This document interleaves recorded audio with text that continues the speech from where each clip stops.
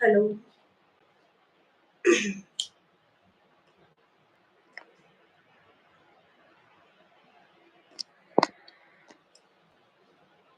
Hello everyone. जो भी अभी लाइव जुड़े हैं, क्योंकि 8:30 पे हमारा लाइव सेशन स्टार्ट होने वाला था, तो हम स्टार्ट करते हैं। जिनको भी जुड़ना होगा साथ में वो जुड़ लेंगे बाद में। ठीक है, तो आज का जो हमारा लाइव सेशन है वो हम आपने देखा होगा थंबनेल पे, हम आज पूरी बात करेंगे ब्रीथिंग के बारे में और प्राणायाम के बारे में। ठीक है, पहले हम इसको समझेंगे कि प्राणायाम क्या है, कैसे वर्क करता है, और साथ ही साथ हम एंड में साथ में प्रैक्टिस भी करेंगे इसकी। ठीक है, प्रैक्टिकल प्रैक्टिस करेंगे और साथ में ऐड करूंगी मैं लास्ट में बोनस पॉइंट, कुछ टिप्स, और मतलब बहुत ही अच्छी चीज रहने वाली है ये। आपको लास्ट में बहुत कुछ सीखने को मिलेगा एडिशनल में। ठीक है, तो बने रहिएगा। अ, ठीक है, तो आज जो हम बात करेंगे अपने स्ट्रेस पे और ब्रीथिंग पे। सबसे पहले स्ट्रेस की बात करते हैं। तो स्ट्रेस क्या चीज़ है? स्ट्रेस वही है जो हम डेली लाइफ में अपने अप्स एंड डाउन्स जो भी आते हैं लाइफ में, या फिर जो भी हमारे वर्क रहते हैं डेली लाइफ में, हम उनको लेके ज़्यादा टेंशन में आ जाते हैं, ज़्यादा सोचने लगते हैं। ठीक है, वो स्ट्रेस होता है। या फिर ओवर सोचने लगते हैं। ठीक है, एक होता है लिमिट तक सोचना, हम किसी भी बारे में सोच रहे हैं लिमिट तक, इट्स ओके। ठीक है, बट अगर जब वो ओवर होने लग जाता है तो वो एक स्ट्रेस का रूप ले लेता है। ठीक है, स्ट्रेस में कन्वर्ट होने लगता है, तो वो एक स्ट्रेस है। ठीक है, और स्ट्रेस क्या है? स्ट्रेस हमारी लाइफ को कंट्रोल करने लगता है धीरे धीरे। ठीक है, जैसे जैसे हम सोचते हैं वैसे वैसे हम वो चीज करने लगते हैं धीरे धीरे। तो हमें क्या करना है? अपने स्ट्रेस पे काबू पाना है। हमें अपनी लाइफ को स्ट्रेस के अकॉर्डिंग नहीं चलाना, हमें अपनी लाइफ को अपने अकॉर्डिंग रन करना है, अपने अकॉर्डिंग चलाना है। ठीक है, तो हम बात करेंगे पहले कि जो ब्रीथिंग है, ब्रीथिंग से हम अपने स्ट्रेस को कंट्रोल कैसे कर सकते हैं। स्ट्रेस क्या करता है? हम अगर साइंस से देखें तो हमारे जो नर्वस सिस्टम है उसमें दो होता है, एक पैरासिम्पथेटिक, एक होता है सिंपथेटिक। जो स्ट्रेस है वो पैरा सिंपथेटिक जो है वो हमारी जो ब्रीथिंग है उसको फास्ट कर देता है ना। दो नर्वस सिस्टम के बारे में बताया, एक होता है हमारा हमारा जो नर्वस सिस्टम होता है, इसके दो पार्ट में ये डिवाइड होता है, सिंपथेटिक एंड पैरासिम्पथेटिक, अगर हम साइंस की साइड से देखा जाए तो जो हमारा सिंपैथेटिक होता है वो हमारी ब्रीथिंग को फास्ट करने लगता है, और जो पैरासिम्पैथेटिक होता है वो हमारी ब्रीथिंग को स्वॉलो कर देता है, मतलब स्लो कर देता है, धीरे कर देता है। और जो है हमारा जो जब हमारी ब्रीथिंग जो है वो स्लो होने लगती है, तो वो सबसे ज़्यादा स्ट्रेस का रूप ले लेती है ज़्यादा। तो हमें वो चीज़ नहीं करनी है। हमें क्या करना है? हमारा जो काम है वो है हमारा डीप ब्रीथिंग लेने का। डीप एंड स्लो, हमारी ब्रीथिंग कैसी होनी चाहिए? Deep and slow.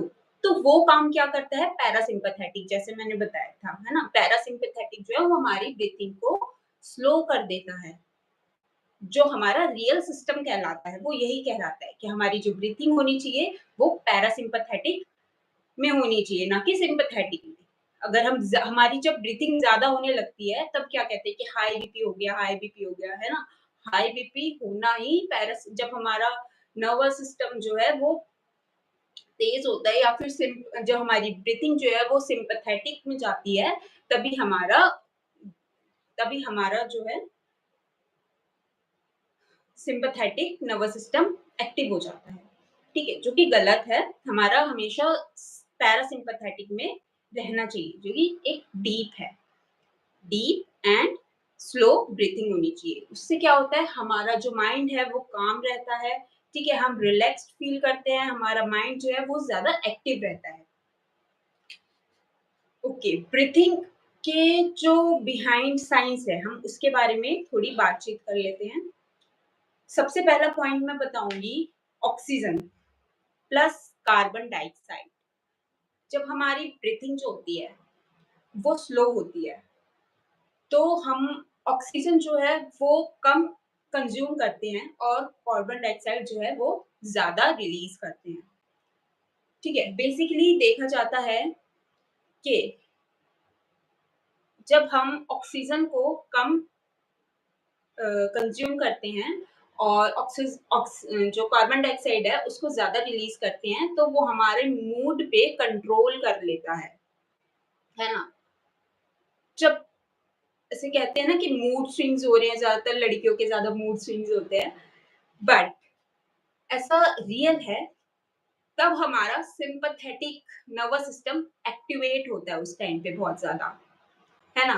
पर जबकि होना चाहिए हमारा पैरासिम्पैथेटिक, जिसमें हमारी ब्रीथिंग जो है वो कंट्रोल रहती है और स्लो ब्रीथिंग होती है, एक्टिव ब्रीथिंग होती है और स्वॉलो ब्रीथिंग होती है, ठीक है? और अ, हमें रियल चीज़ क्या चीज़ देखनी चाहिए हमें कि हमें ऑक्सीजन जो है वो ज़्यादा कंज़्यूम करना चाहिए, बट ऐसा नहीं है कि हम ऑक्सीजन ज़्यादा कंज़्यूम कर रहे हैं, तो हमारा जो कार्बन डाइऑक्साइड जो हम रिलीज़ कर रहे हैं वो कम होना चाहिए, नहीं, दोनों बैलेंस में होना चाहिए, दोनों बैलेंस में रहेंगे, तभी हमारी ब्रीथिंग जो है वो पावरफुल बनेगी, है ना? सेकंड हम देखते हैं हमारा हार्ट रेट वेरिएबिलिटी, ठीक है?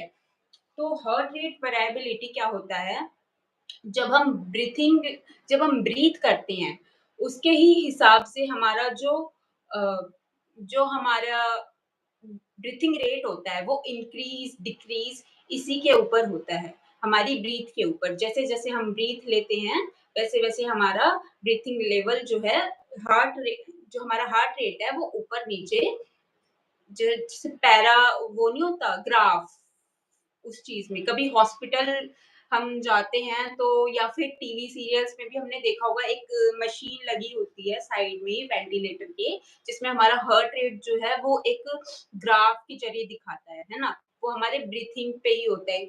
आपने देखा होगा साथ में जब हम वेंटिलेटर पे होते हैं तो हमारे मतलब मुँह पे एक ऑक्सीजन मास्क लगा रहता है ना? उसके अकॉर्डिंग ही हमें अपना जो हमारा हार्ट रेट है उसकी ग्राफ दिखती है ना? ये एक रियल एग्ज़ाम्पल है इस चीज़ का। हार्ट रेट जो है हमारा वो हमारे ब्रेथ पे जो है पूरा रिलेट करता है, ब्रेथ पे ही पूरा इसका मतलब ब्रेथ के ही ऊपर पूरा इसका लेना-देना है उसी से, ठीक है? एक चीज़ और अ, उम, हुँ, हमारा अ, एक जो इन्हेल है और जो एक्सहेल वाला हमारा प्रोसेस है, वो क्या होना चाहिए? कुछ लोग जो हैं आजकल आजकल क्या जिनको नॉलेज नहीं होती बेसिकली, तो वो क्या करते हैं। हाँ, हाँ, बता रही हूँ। बने रहिए, सब कुछ बताऊँगी इसमें, ठीक है? पहले हम थ्योरी पार्ट जो है वो कवर करेंगे, उसके बाद हम लास्ट में प्रैक्टिकल पार्ट भी कवर करेंगे और उसके बाद कुछ बोनस टिप्स भी मिलेगी एंड में, ठीक है? जो अब हमारे लाइफ के लिए बहुत अच्छी होगी, ठीक है? तो सब कुछ एक-एक करके ही बताऊँगी। हाँ, तो हम क्या कह रहे थे कि एक एग्ज़ाम्पल के तौर पे मैं बताऊँ, तो आपको 4 सेकंड इन्हेल करना चाहिए, ठीक है? और 6 सेकंड में आपको एक्सहेल करना चाहिए। ये हमारा ब्रीथिंग पैटर्न होता है, ठीक है? और प्राणायाम की जब हम प्रैक्टिस करते हैं प्राणायाम की जब हम प्रैक्टिस करते हैं, तब भी हमारा यही पैटर्न चलता है ना? रेशो में। अगर हम 2 का रेशियो लेके चलते हैं तो 2:4, अगर हम 4 का रेशियो लेके चलते हैं तो 4:6, अगर हम 6 का रेशियो लेके चलते हैं तो 6:8, ठीक है? ये हम बिगिनर लेवल की बात कर रहे हैं। ये हम बिगिनर लेवल की बात कर रहे हैं अभी। तो इसमें हम विदाउट कुंभक जो है प्रैक्टिस करते हैं। विदाउट कुंभक की हमारी यही जो है वेरिएशन है, यही हमारा पैटर्न है प्राणायाम में। मैम नेक पेन खत्म नहीं हो रहा। नेक पेन के लिए आपको अ, दूसरे लाइव में बताया जाएगा, क्योंकि अभी ये लाइव जो है वो प्राणायाम से रिलेटेड है। तो मैं इसमें सारा डिस्कशन इसी के लिए करूँगी, बाकी आप नेक पेन के लिए आप मेरी जो यूट्यूब पे अदर वीडियोज़ हैं वो भी चेक आउट कर सकती हैं। ठीक है रवि जी? हुँ, ठीक है। तो ये थी हमारी साइंस बिहाइंड द ब्रेथ। अब हम बात करेंगे प्राणायाम के बारे में, प्राणायाम इन डेली लाइफ। ठीक है, पहले हम प्राणायाम का मीनिंग समझ लेते हैं कि मतलब प्राणायाम का मीनिंग है क्या? प्राण मतलब लाइफ एनर्जी और आयाम मतलब एक्सपेंशन, मतलब कि हमारा जो साँस है, हमारी जो साँस है, ये पूरी अपनी लाइफ एनर्जी पे डिपेंड करती है, एक्सपेंड करती है। ठीक है? जो हमारे प्राण हैं, वो हमारे पूरे लाइफ एनर्जी पे, जो हमारी एनर्जी हमारी बॉडी में है, जो हमारे प्राण हैं, इसको इसके ऊपर पूरी एक्सपेंड करती है। जो कहते हैं ना कि जब तक प्राण है तब तक ज़िंदगी, है ना? ये एक जोक सा पार्ट है, बट ऐसा है सच में कि हमारे जब तक हमारे अ, श्वास चल रही है शरीर में, तब तक हमारी ज़िंदगी चल रही है। और आपने बड़े बुजुर्गों को कहते हुए सुना होगा कि जितना गहरा, लंबा, दीर्घ श्वास उतनी लंबी ज़िंदगी आप जियोगे अपनी लाइफ में, है ना? आप आपको एक बेहतर एग्ज़ाम्पल बताऊँ तो आपने देखा होगा, आपने सुना होगा एक डॉग जो होता है, कुत्ता होता है, उसकी ज़िंदगी होती है 10 से 12 साल, है ना? और एक कछुआ, टॉर्टॉइस, उसकी ज़िंदगी होती है 100 साल। और ऐसा क्यों मतलब ऐसा क्यों है? इसको अगर हम रियल लाइफ़ में देखा जाए तो इसके पीछे का क्या बेसिक सेंस है। बेसिक सेंस ये है कि कुत्ते को आपने देखा होगा, डॉगी को देखा होगा, वो जल्दी-जल्दी करके साँस लेता है ना? वो उसकी ब्रेथ जो होती है वो बहुत तेज़ होती है, ऊपर-नीचे, ऊपर-नीचे।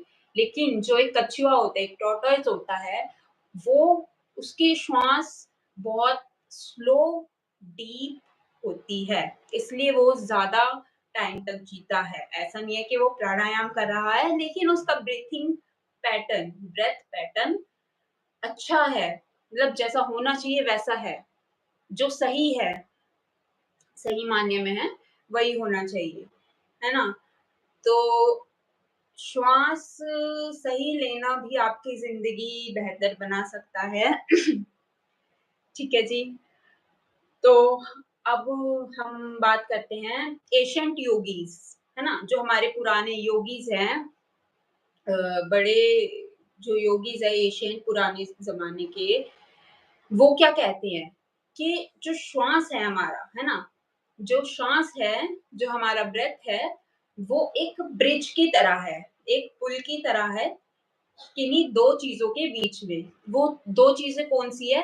Body and mind. वो कहते हैं कि हमारा जो बॉडी है और जो हमारा माइंड है, उन दोनों के बीच में जो ब्रिज बना हुआ है, वो एक श्वास का है, वो ब्रेथ का है। ब्रेथ के बीच में ही ब्रेथ पे ही वो रुके हुए हैं, हमारी बॉडी और हमारा माइंड जो है वो हमारी श्वास पे ही रुके हुए हैं। तो जब हम ब्रीथिंग एक्सरसाइज करते हैं, यानी हम प्राणायाम करते हैं, तो उसके बहुत सारे बेनिफिट्स हैं, ठीक है? लेकिन मैं अभी मेन 4 बेनिफिट्स बताऊँगी और वो बहुत ज़्यादा मेन है। सबसे पहला एंग्ज़ायटी, आपकी जो एंग्ज़ायटी होती है, आजकल बहुत देखा जाता है कि लोग एंग्ज़ायटी पिल्स बहुत ज़्यादा ले रहे हैं, उनको स्ट्रेस बहुत ज़्यादा हो रहा है ना? तो एंग्ज़ायटी को सबसे ज़्यादा कंट्रोल करता है ना? आप जो मेडिसिन ले रहे हैं, उसके आपको पता है कितने साइड इफ़ेक्ट्स हैं? लोग जो है योग से, प्राणायाम से दूर भागते हैं। कहते हैं स्लो प्रोसेस है ना? इ इतने में हम ये करेंगे, इतने में हम अपने 10 काम निपटा लेंगे। अगर आप 10 काम निपटाने के लिए अगर आप अपने हेल्थ को 5 से 10 मिनट नहीं दे पा रहे हैं, तो किस बात की ज़िंदगी जी रहे हैं आप? और आप ठीक है, आपको एंग्ज़ायटी हो रही है, तो आप पिल्स ले रहे हैं। आपको पता है उस पिल्स के कितने साइड इफ़ेक्ट आपको बाद में दिखने वाले हैं? इस पे कोई गौर नहीं करता। आप पहले पिल्स ले लेते हैं, उसके बाद कई सालों बाद जो है आपको तरह-तरह की बीमारियाँ होती है। आप पहले भूल जाते हैं कि आपने पहले क्या-क्या कंज़्यूम किया है ना? आपने क्या-क्या कंज़्यूम किया, वो सब भूल जाते हैं, आपका ध्यान फिर जाता है, अरे! हमें तो ये बीमारी हो गई, वो बीमारी हो गई। कहीं की चीज़ कहीं तो आएगी ना, है ना? जो हम मेडिसिन लेते हैं, वो एक तरह का ड्रग ही है। उसमें बहुत सारी केमिकल्स वगैरह भी होते हैं जो हमारे बाकी ऑर्गन्स पे साइड इफेक्ट करती हैं। तो आपको क्या लगता है कि आप कुछ थोड़ा-सा टाइम निकाल के अपने जीवन में से, अपनी लाइफ में से थोड़ा-सा टाइम निकाल के अगर आप अपनी बॉडी पे दे देंगे, वो ज़्यादा बेटर है या अपना वो टाइम बचा के आप अपने पिल्स वगैरह में, आप अपनी मेडिसिन में दे देंगे, मेडिसिन खा के आप उस टाइम को बचा लेंगे, वो ज़्यादा बेटर है? मुझे ज़रूर बताना कमेंट सेक्शन में कि आपको क्या ज़्यादा बेटर लगता है, ठीक है? दूसरी चीज़ हमारी स्लीपिंग क्वालिटी इम्प्रूव होती है ब्रेथ से। आजकल बहुत ज़्यादा मतलब इंसोम्निया जो है बहुत ज़्यादा चर्चा में है क्योंकि मैंने बहुत ज़्यादा देखा है और बहुत सारे लोगों से भी सुना है कि इंसोम्निया की बीमारी बहुत हो रही है कि हमें रात में नींद नहीं आ रही है जी। बहुत ज़्यादा मुझे सुनने में मिल रहा है और बीच रात में उठ जाते हैं इंसोम्निया की ठीक है। अगर आप अपने ब्रेथ पे वर्क करेंगे, मैंने अभी आपको एक चीज़ बताई थी कि एशियंस योगी के बारे में कि वो क्या कहते हैं कि श्वास जो है, जो हम ब्रेथ प्रैक्टिस करते हैं, ब्रीथिंग प्रैक्टिस करते हैं, प्राणायाम की प्रैक्टिस करते हैं, वो क्या है? ब्रिज है। किस चीज़ के बीच में? हमारे माइंड और बॉडी के बीच में। तो जो हमारी श्वास है, वो हमारे बॉडी पे तो अच्छा वर्क करती ही करती है, अच्छे बेनिफिट्स देती ही देती है, लेकिन साथ में हमारी माइंड पे भी जो माइंडफुलनेस है, उसको भी क्लियर करती है। जब हमारा माइंडफुलनेस क्लियर रहेगा, हमारी मेंटालिटी क्लियर रहेगी, हमारा मेंटल जो है पावर बढ़ेगी, तो हमारी स्लीपिंग भी बेटर बनेगी। ठीक है? इससे हमारी स्लीपिंग क्वालिटी जो है वो इम्प्रूव होती है, ठीक है? तीसरा देखते हैं हम अपना डाइजेशन स्ट्रॉन्ग होता है। अब बोलेंगे कि इसमें डाइजेशन कहाँ से आ गया? आपने एक चीज़ सुनी होगी कि मतलब कुछ लोग बोलते हैं ना कि हम तो सिर्फ़ साँस लेते हैं और हमारा वज़न बढ़ जाता है ना? बात सच है, हवा में भी जो है आप हवा से भी आप अपने अंदर जो लेते हैं, अपनी श्वास लेते हैं आस-पास की, तो उससे आपका जो ऑर्गन है, वो क्लियर होता है ना? हम प्राणायाम की जब प्रैक्टिस करते हैं, श्वास-प्रश्वास की प्रैक्टिस करते हैं, तो उससे हमारा जो बाकी ऑर्गन्स हैं, सिस्टम्स हैं, वो भी इम्प्रूव होते हैं और वो भी क्लियर होते हैं, डिटॉक्स होते हैं, है ना? जब हम अ, ऑक्सीजन, कार्बन डाइऑक्साइड के साथ प्रैक्टिस करते हैं, तो हमारा ऑर्गन एंड सिस्टम्स भी इम्प्रूव होते हैं। चौथी 4th बेनिफिट है हमारा मतलब ये तो बहुत कॉमन है, ये सबको पता होगा कि प्राणायाम से हमारा जो कंसंट्रेशन लेवल और फोकस दोनों बिल्डअप होता है और दोनों क्लियर होता है ना? किसी भी काम के लिए हम अगर ध्यान लगाते हैं, किसी भी काम को करते हैं, तो वो हमें और बेटर बनाने की या फिर और बेटर करने की हमें स्ट्रेंथ देता है। हमारा जो ध्यान है या हमारा कंसंट्रेशन लेवल है, वो बिल्डअप करता है, इम्प्रूव करता है, ठीक है? और उस काम को हम बहुत अच्छी तरह से कर पाते हैं फिर, ठीक है?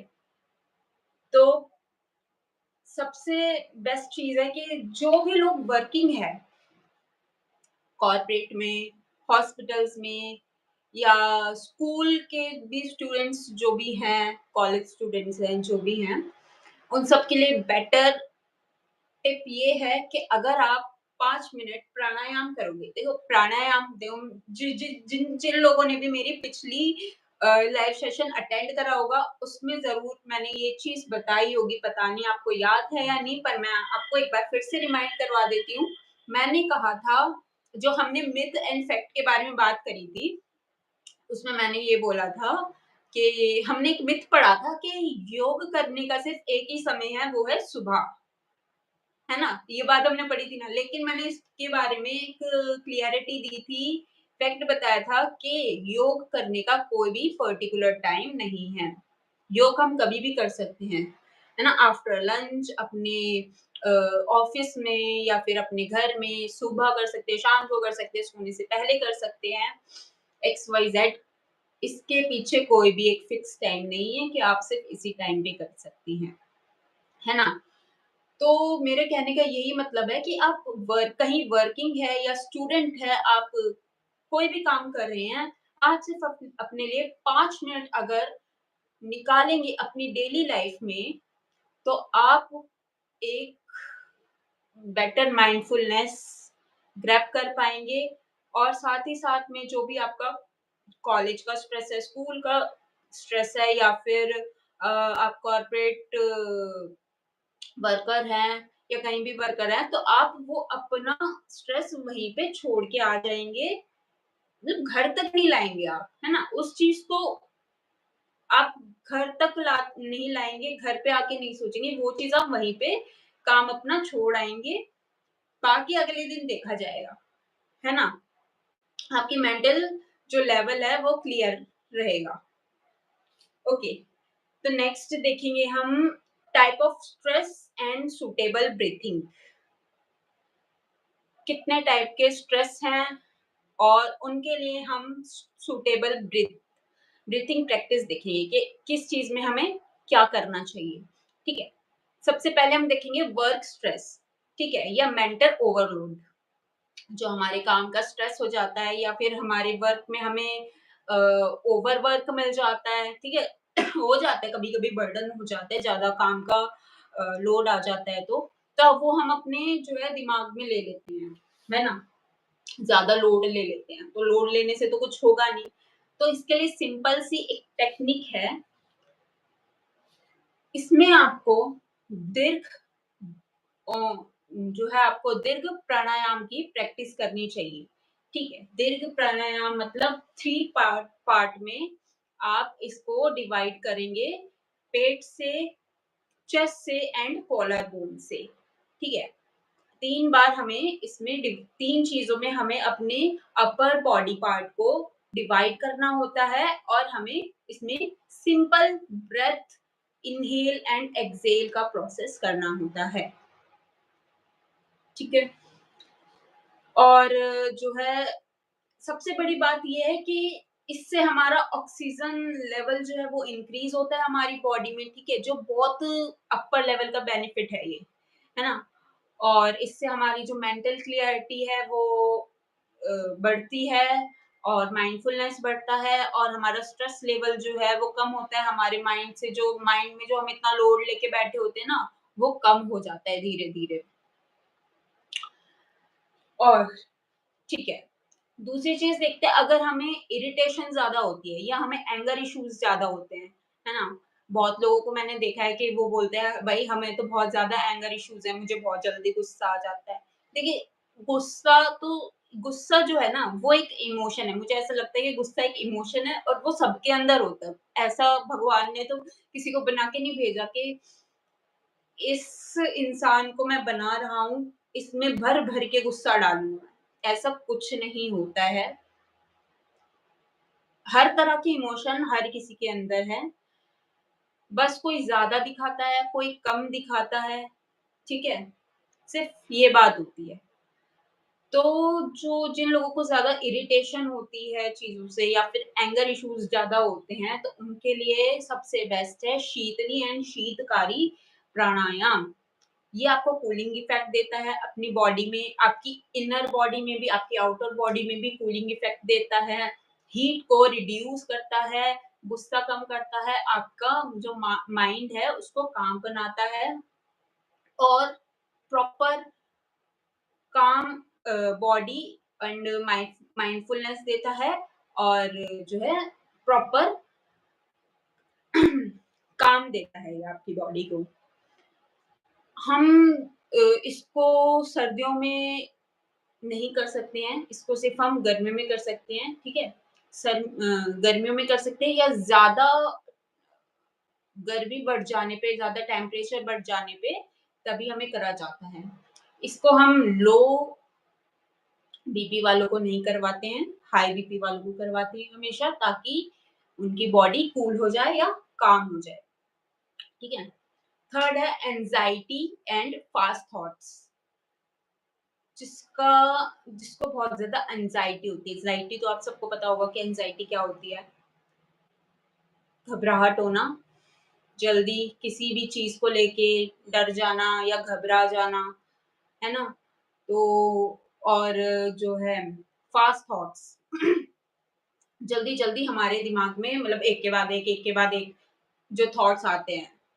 जैसे कि कोई इंसान है, वो सोच रहा है यार ऐसे हो गया, अब क्या होगा? यार ऐसे कर दिया तो मैंने वैसे क्या कर दूँगा, तो फिर अगर ऐसे हो गया तो यार नहीं ये ठीक नहीं है, मुझे तो नहीं लगता ये ठीक है मैं ये कर देता हूँ, फिर वो हो जाएगा ये मतलब जल्दी-जल्दी जो भी अ, थॉट्स आते हैं उनके लिए।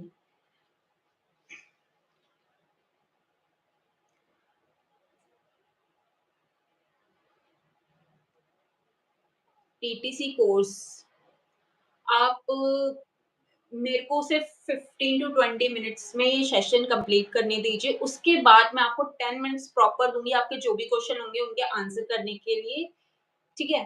10 मिनट्स प्रॉपर आप क्योंकि आपको जो पूछना होगा इस सेशन से रिलेटेड या योग से रिलेटेड या कोर्स से रिलेटेड कुछ भी पूछना होगा एक्स, वाई, ज़ेड मैं आपको हर चीज़ का आंसर दूँगी, ठीक है? पहले हम सेशन कंप्लीट कर लेते हैं, उसके बाद हम क्वेश्चन आंसर्स भी ज़रूर करेंगे।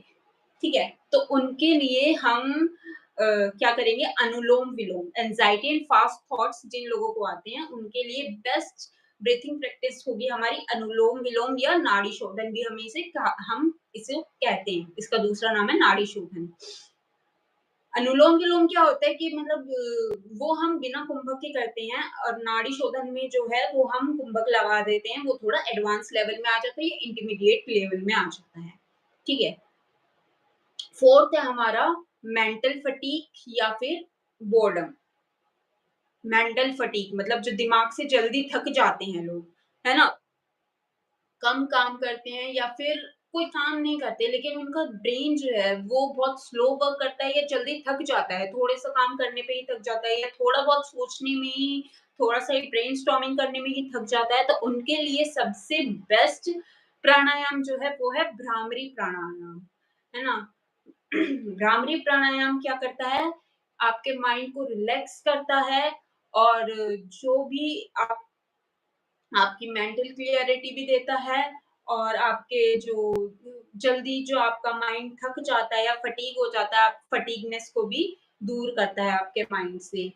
और सबसे बेस्ट मैं बताऊँ भ्रामरी प्राणायाम आपको पर्सनली बताऊँ तो सबसे बेस्ट है माइग्रेन के लिए और इंसोम्निया के लिए। इंसोम्निया की दिक्कत है या माइग्रेन की दिक्कत है, तो आप भ्रामरी प्राणायाम रोज़ कीजिए और ज़रूर कीजिए। ठीक है? अब चलते हैं प्रैक्टिकल सेशन पे। अब प्रैक्टिकल सेशन में हम साथ-साथ करेंगे। आप भी साथ में करेंगे मेरे 3 हम प्रैक्टिस करेंगे। सबसे पहले करेंगे हम दीर्घ प्राणायाम, ठीक है? 2 टू 3 मिनट्स और उसके बाद हम करेंगे अनुलोम एंड विलोम की प्रैक्टिस और उसके बाद हम करेंगे भ्रामरी की प्रैक्टिस। तीनों की अब हम प्रैक्टिस करेंगे 1 से 2 बार। चलिए।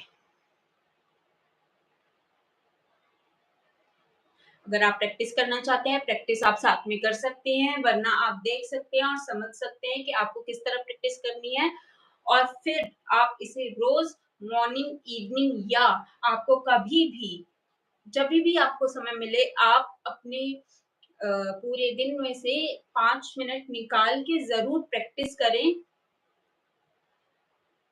अपनी बॉडी को हेल्दी बनाने के लिए और अपने श्वास पे काम करने के लिए, अपने श्वास को कंट्रोल करने के लिए। ठीक है? सबसे पहले हम करेंगे दीर्घ प्राणायाम। आपको अपना हैंड जो है, वो तीनों में से किसी भी जगह रखना है, या तो आप अपने अपने पेट पे इसे प्लेस कर सकते हैं, या फिर आप अपने चेस्ट पे इसे प्लेस कर सकते हैं, या आप अपनी इसको कॉलर बोन पे भी प्लेस कर सकते हैं। तीनों में से आप कहीं भी इसको प्लेस कर सकते हैं। और कमर गर्दन सीधी रखते हुए बैठेंगे। सुखासन में बैठ सकते हैं, या वज्रासन में बैठ सकते हैं, या किसी भी ध्यानात्मक आसन में बैठ सकते हैं आप। सिंपल एंड डीप इनहेल करना है आपको। Inhale in and exhale out.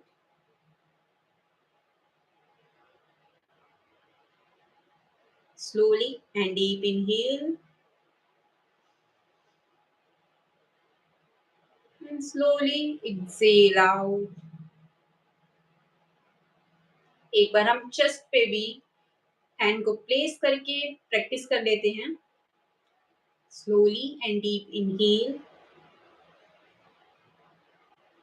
exhale out.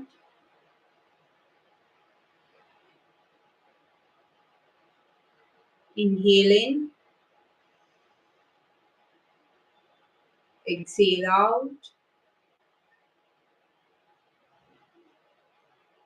and relax. Relax your body, relax your mind. धीरे से वापस आइए। वेरी सिंपल, वेरी इजी, और हम मतलब बहुत इजीली इसको कर सकते हैं, है ना? सेम ऐसे ही आप अपने कॉलर बोन पे हैंड अपने हाथ को प्लेस करके इस प्रैक्टिस को कर सकते हैं 2 से 3 बार। अब नेक्स्ट करेंगे हम अनुलोम-विलोम, ठीक है? अनुलोम-विलोम करने के लिए हमें विष्णु मुद्रा या प्रणव मुद्रा, दोनों में से कुछ भी प्राण मुद्रा कह सकते हैं। हम तीनों में से किसी भी मतलब कोई भी नाम इसको दे सकते हैं। तो हमें किस तरह बनानी है? अपने इंडेक्स फिंगर, मिडल फिंगर को फोल्ड करना है। अपनी जो हमारी रिंग फिंगर है, उसे प्लेस करना है अपने लेफ्ट नॉस्ट्रिल पे, और अपने जो हमारा थंब है, उसको राइट नॉस्ट्रिल पे प्लेस करना है। सबसे पहले हमें लेफ्ट से इनहेल करना है 4 काउंट में या 2 काउंट में, और राइट से एक्सहेल करना है। अगर हमने 2 काउंट में इनहेल किया है, तो हम 4 काउंट में एक्सहेल कर देंगे। सेम इसी तरह इनहेल करेंगे राइट से 2 काउंट में, and exhale with left 4 count. Inhale with 2 count, exhale with 4 count. Inhale with 2 count, and exhale with 4 count, and relax. ये करें हमने 2 राउंड। हम हमेशा अनुलोम विलोम को लेफ्ट साइड से ही स्टार्ट करते हैं एंड लेफ्ट साइड में ही कंप्लीट करते हैं इसे, तब जाके हमारा एक राउंड कंप्लीट होता है। जब हम इनहेल करते हैं लेफ्ट से, एक्सहेल करते हैं राइट से, देन अगेन इनहेल करते हैं राइट से, एंड एक्सहेल करते हैं लेफ्ट से, हमारा ये होता है राउंड 1 कंप्लीट। ठीक है? उसके बाद हमें अनुलोम-विलोम की प्रैक्टिस डेली करनी चाहिए, और कम से कम हमें 4 टू 5 राउंड तो करना चाहिए एज़ अ बिगिनर, और बेस्ट रिजल्ट के लिए आप एवरीडे कर सकते हैं 4 से 5 राउंड अपने कंप्लीट। ठीक है? अब हम करेंगे नेक्स्ट भ्रामरी प्राणायाम। ये हमारा 3rd प्रैक्टिस होगी और लास्ट प्रैक्टिस होगी। जो भी मैं तीनों करवा रही हूँ प्रैक्टिस, ये बिगिनर्स के लिए बेस्ट एक्सरसाइज है। अगर आप प्राणायाम की शुरुआत करना चाहते हैं अभी से as a beginner level kick start करना चाहते हैं तो ये तीनों प्राणायाम आपके लिए बेस्ट हैं और आपकी मतलब बहुत अच्छा इफेक्ट देगा। अगर आप 1 महीने करेंगे तो आपका स्ट्रेस लेवल इतना जो है रिड्यूस कर देगा। दूसरी बात, आपकी जो स्लीपिंग साइकिल है या स्लीपिंग जो रूटीन है उसको अच्छा कर देगा, एंग्जायटी हटा देगा, फोकस जो है और जो आपका माइंडफुलनेस है उसको स्ट्रॉन्ग कर देगा, फोकस इंप्रूव कर देगा और कंसंट्रेशन लेवल जो है बिल्ड अप कर देगा। चलिए फिर करते हैं भ्रामरी प्राणायाम को। सिंपल हमें क्या करना है, अगर हम बिगिनर लेवल पे है तो हमें सिर्फ अपने थ्रोट से जो है एक हनी बी की तरह जो है वॉइस, एक ध्वनि जो होती है वो निकालनी होती है। और अगर हम इंटरमीडिएट लेवल पे हैं तो और बिगिनर्स लेवल पे भी हैं तो भी हम इसे क्षणमुखी मुद्रा के साथ कर सकते हैं। ठीक है, क्षणमुखी मुद्रा के लिए हमें क्या करना पड़ेगा, दोनों थंब को अपने ईयर पे प्रेस करना पड़ेगा और जो हमारी इंडेक्स फिंगर है उसे प्लेस करना पड़ेगा अपने आईब्रो पे या फिर अपने आईज के ऊपर। हमारी जो मिडल फिंगर है उसे नोज पे प्लेस करेंगे और जो हमारी इंडेक्स फिंगर है जो हमारी रिंग फिंगर है उसे अपर लिप्स और जो हमारी स्मॉल फिंगर है उसे हम लोअर लिप पे या फिर चिन पे प्लेस करेंगे। ठीक है, सिंपल इनहेल करना है, अपने थ्रोट से हमें एक हनी बी की तरह साउंड निकालनी है। Inhale,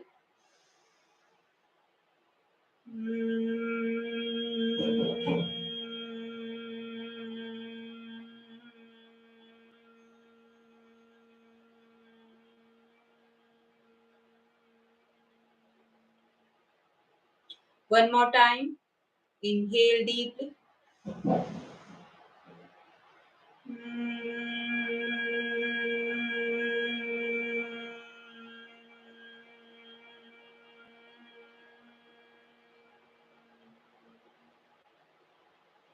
And relax. बहुत सिंपल चीज है, ठीक है, हर कोई कर सकता है इजीली। और मैं बताऊं भ्रामरी प्राणायाम ना सबसे ज्यादा कौन करते हैं, सबसे ज्यादा वो करते हैं जो सिंगर्स होते हैं, है ना, जिनको अपना वोकल कोड जो है वो इम्प्रूव करना होता है, जो हमारा वॉइस बॉक्स जो है वो इम्प्रूव करना होता है ना, उनके लिए सबसे बेस्ट है। और मैंने ये भी बताया था इंसोमेनिया और जिनको माइग्रेन होता है उनके लिए बहुत ज्यादा पावरफुल प्राणायाम है ये। ठीक है, हमने तीनों की प्रैक्टिस कर ली है। आई होप आप सबको अच्छे से समझ में आ गया होगा कि इनकी प्रैक्टिस कैसे करनी है, किस तरीके से करना है। ठीक है, इसका क्या प्रोसीड है, मुझे लगता है मैंने अच्छे से समझा दिया होगा। बाकी अगर नहीं, अगर आपको कहीं भी प्रॉब्लम है, समझने में कहीं भी दिक्कत है, तो हम क्वेश्चन, आप अपने क्वेश्चंस जो है वो नोट डाउन कर सकते हैं या अपने माइंड में रख सकते हैं। हम जो 10 मिनट्स हमारे बचेंगे लास्ट के, हम उसमें ज़रूर डिस्कस करेंगे एक-एक चीज़, आपको अगर कोई भी चीज़ समझ में ना आई हो। चलते हैं अब हम अपने जो हमारा बोनस टिप्स है, बोनस पॉइंट्स हैं, उनके ऊपर बात करते हैं। तो 4 चीज़ों के बारे में बात करेंगे हम। सबसे पहले डिजिटल डिटॉक्स। सोने से पहले अगर हम फ़ोन साइड में रख के अपने अ, प्राणायाम पे प्रैक्टिस करेंगे, ठीक है? प्राणायाम की प्रैक्टिस करेंगे, तो ये हमारा डिजिटल डिटॉक्स कहलाएगा, है ना? डिजिटल डिटॉक्स कैसे? अगर हम फ़ोन में देख रहे हैं, है ना? तो हम डिजिटली अपना काम कर रहे हैं, है ना? डिजिटली अपने आप को कंज़्यूम कर रहे हैं। बट अगर वो ही हम फ़ोन को रिप्लेस कर दें हम अपनी प्रैक्टिस के साथ, तो वो हमारा डिजिटली डिटॉक्स हो जाएगा। तो अगर आपको फिर भी XYZ आप बहुत ज़्यादा बिज़ी हैं, ठीक है? कहीं भी देखा जाए आप बहुत ज़्यादा ही बिज़ी हैं, तो सोने से पहले जो आप अपना फ़ोन यूज़ करते हैं, तब तो आप अपना टाइम निकाल के कर सकते हैं ना, फ़ोन इतना ज़्यादा ज़रूरी नहीं है। सोने से पहले आप अपनी ब्रीथिंग प्रैक्टिस ज़रूर कर सकते हैं। ये आपके बोनस टिप्स में अपना फिक्स कर लीजिए। ग्रैटिट्यूड जर्नलिज़्म, रोज़ 3 चीज़ें जो है आप अगर लिखोगे, है ना? लिखोगे जिनके लिए आप थैंकफुल हो, तो आपका स्ट्रेस लेवल कम होगा, है ना? कुछ भी अगर आपने सुबह से लेके शाम तक कोई भी अच्छा काम किया है या फिर जो भी काम करके आपको बहुत मतलब अच्छा लगा हो कि वाओ मज़ा आ गया, आज तो मतलब मैं बहुत खुश हूँ, मैंने ये करा, वो करा, है ना? तो आपको अपनी डायरी में या अपनी नोटबुक में उसको ज़रूर नोट डाउन करना चाहिए। तीसरी चीज़, नेचर वॉक।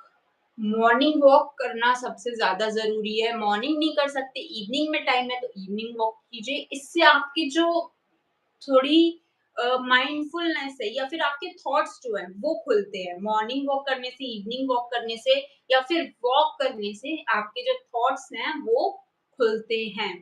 ठीक है? बहुत ज़्यादा बेनिफिट है और फ्रेश एयर भी मिलती है, ठीक है? सुबह-सुबह जो फ्रेश एयर लगती है फेस पे वो आपको ग्लो अप देता है। सनलाइट मिलती है ना? और विटामिन डी जो है वो पूरा आपका सोर्स जो है वो कंप्लीट हो सकता है उससे।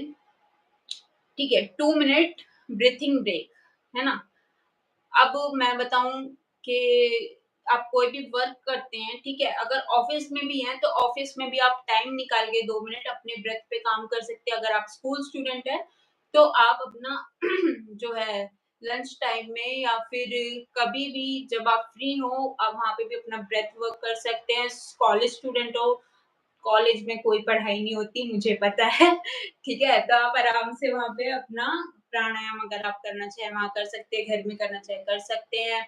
जो हमारी हाउस होल्डर हैं, माताजी, जितने भी हाउसवाइफ हैं, हाउस होल्डर हैं, वो आराम से अपना दिन में टाइम निकाल के प्राणायाम कर सकते हैं। ऐसा ज़रूरी नहीं है कि आपको इवनिंग में ही करना ज़रूरी है या फिर सुबह-सुबह जल्दी उठ के ही करना ज़रूरी है ना? और जो भी अ,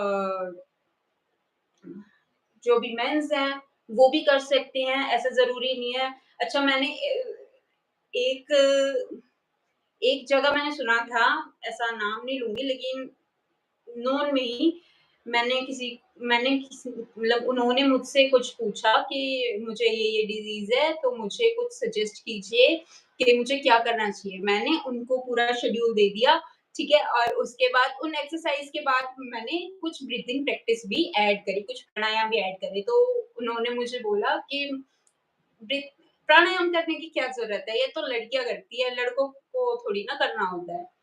तो मेरा कहने का मतलब ये है कि ये जो मिथ है ना कि योग तो सिर्फ़ लड़कियों के लिए है या फिर प्राणायाम तो सिर्फ़ लड़कियों के लिए है, लड़कियों के लिए कुछ नहीं है भाई, लड़कियों के लिए कुछ नहीं है।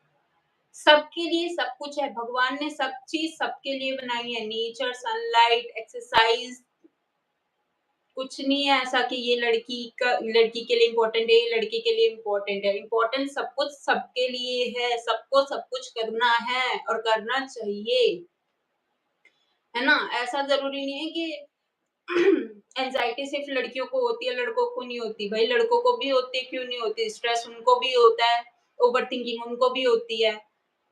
तो सबके लिए सब कुछ इम्पोर्टेंट है, सारी सारी एक्सरसाइज़ सबके लिए इम्पोर्टेंट है ना? ठीक है, चलिए जितना भी हमारा सेशन था वो सब कंप्लीट हो गया है। अब करते हैं हमारा क्वेश्चन आंसर का सेशन 10 मिनट्स के लिए जिसके भी जो भी क्वेश्चन्स हैं या आपको कुछ भी इस सेशन से रिलेटेड कुछ पूछना हो या अदर थिंग्स कुछ भी पूछना हो आप मुझसे पूछ सकते हैं योग से रिलेटेड या आपको इस सेशन में क्या अच्छा लगा या आप कोई अपना थॉट रखना चाहते हैं, प्लीज़ चैट बॉक्स में मुझे फटाफट बता सकते हैं।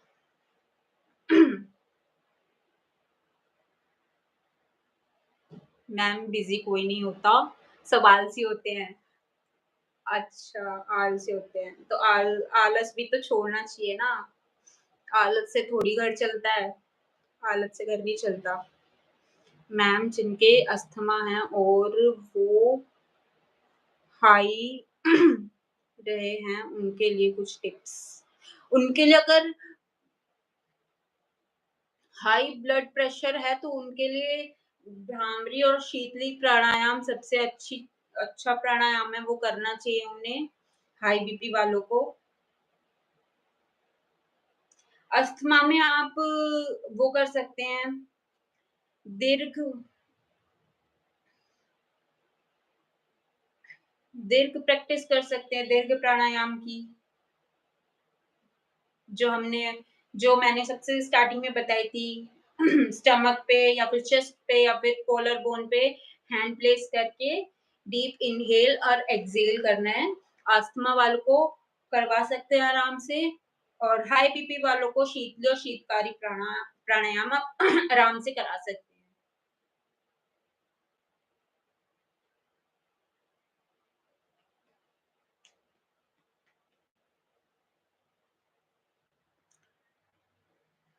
और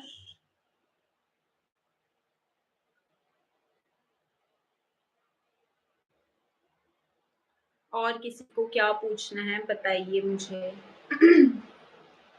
अभी जब मैं सेशंस ले रही थी तो मुझे बहुत सारे चैट्स आ रहे थे, मैं देख रही थी, पर बीच सेशन में मैं ऐसे आंसर नहीं कर सकती क्योंकि एक जो फ्लो होता है ना, पढ़ाने का या समझाने का, किसी भी चीज़ को एक्सप्लेन करने का, तो वो फ्लो ना बीच में टूट जाता है, इसलिए मैं बीच में रिप्लाई नहीं कर पाती हूँ।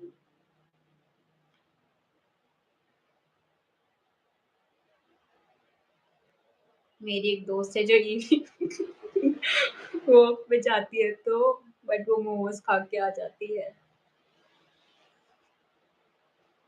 अगली की मर्ज़ी है भई।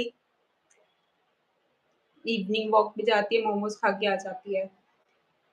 इवनिंग वॉक अगर उसने इवनिंग वॉक पहले करी है और फिर मोमोज़ खाए हैं, तो कोई बात नहीं, खाने दो। अगर वो इवनिंग वॉक के नाम पे जाती है, लेकिन वॉक नहीं करती है, सिर्फ़ मोमोज़ खा के आ जाती है, तो ये दिक्कत वाली बात है कि आप वर्कआउट भी कर रहे हैं, लेकिन कैलोरीज़ जो है वो इनटेक कर रहे हैं, वो भी फ़ास्ट फूड वाली, तो ये गलत बात है। मैं देख लेती हूँ चैट बॉक्स में और भी हैं। TTC course institute sports tips.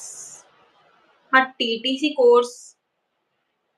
Course आप कर सकते हैं शिवानंदा से शिवानंदा योगा सेंटर है, चेन्नई, मदुराई में। बेस्ट है टीटीसी कोर्स के लिए, टीटीसी भी होता है, एटीटीसी भी होता है, दोनों के लिए अच्छा है। योगा अलायंस का सेट के साथ आपको सर्टिफिकेट मिलेगा वहाँ पर। बेस्ट है अगर आप करना चाहें तो कर सकते हैं। और कोई questions? Please, please, please ask. जितना आप क्वेश्चन पूछेंगे उतना क्लैरिटी मिलेगी आपको भी, मुझको भी, सबको और जितने भी लाइव लोग जुड़े हैं उन सबको और भी ज़्यादा क्लैरिटी मिलेगी। हुँ, कैलोरीज़ इनटेक करें बट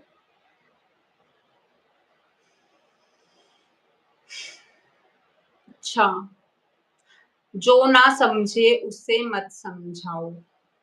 ठीक है रवि जी, जो ना समझे आपकी बात उसे मत समझाओ, 1 बार समझाओ, 2 बार समझाओ, उसके बाद मत समझाओ। जिसको समझना होगा वो पहली बात में ही समझ जाएगा, जिसको नहीं समझना होगा उसको कभी समझ में नहीं आएगा, चाहे आप कितना ही समझा लो। 100 बातों की एक बात यही है ना? अरे अपना ध्यान रखो यार, दूसरों पे ध्यान मत दो। दूसरे तो अपना ध्यान रख लेंगे, अपना ध्यान रखो, अपने पे ध्यान दो।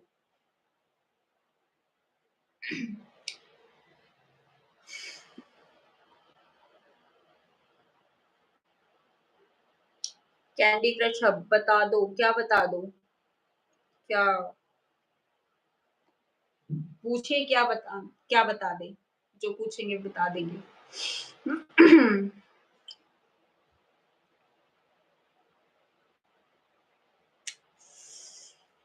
ओके गाइज़, तो मैं आपको बता दूँ कि जो हमारा नेक्स्ट लाइव होगा, वो होगा हमारा चक्रा बेस्ड, ठीक है? चक्रा के बारे में। हमारे बॉडीज़ में 7 चक्रास हैं, उनके बारे में हम बात करेंगे। ठीक है? तो बी रेडी, अगले नेक्स्ट लाइव के लिए तैयार रहें और एवरी वेडनेसडे 8:30 मैं यहीं मिलूँगी लाइव सेशन में। बहुत प्यारे-प्यारे, अच्छे-अच्छे और इंटरेक्टिव टॉपिक्स के साथ, हेल्दी टॉपिक्स के साथ हम साथ में लाइव आएँगे, ठीक है? तो जुड़े रहिए। नेक पेन के लिए बता दूँ, नेक पेन के लिए आप वो कर लीजिए, अ, नेक रोटेट कर लीजिए, नेक एक्सरसाइज़ होती है 5 वो कर लीजिए, रोलिंग कर लीजिए। नेक स्ट्रेचिंग सबसे बेस्ट है, नेक स्ट्रेचिंग कर लीजिए। ठीक है? तो लाइव सेशन एंड होता है यहीं पे। मिलते हैं नेक्स्ट लाइव में। थैंक यू ऑल आप सबका जुड़ने के लिए मेरे साथ।